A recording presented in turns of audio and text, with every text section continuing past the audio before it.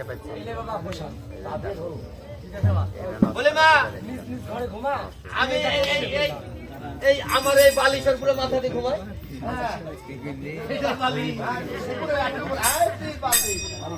মা হ্যাঁ ওই ওখানে শুনে ওখানে ঘুমাইলে হিসু করবে আচ্ছা ঠিক আছে ওঠ বসা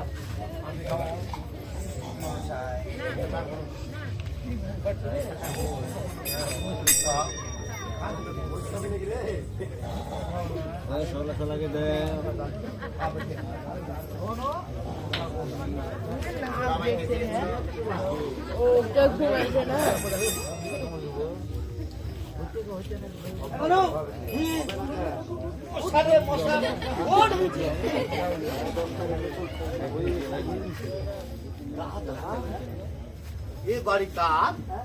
বাড়ি কার ও তাই তো দেখছি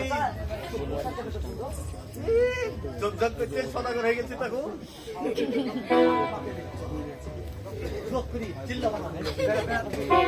চিল্লাবা না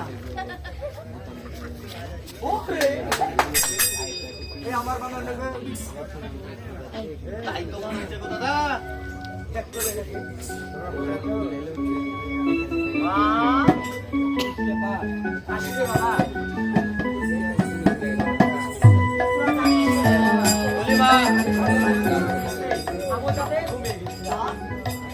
আমার মাকে তো চিনা দেখে না তোর দেখি গায়ে জমি জামা আর কত সুন্দর দেশ এটা কোথায় পাবি বাবা ওটা তো আমি তোরা বলছি এত কালে তোরা ফসকা লাগিয়ে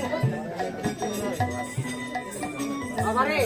ওটা হলো ঘটের গুণ তাই হ্যাঁ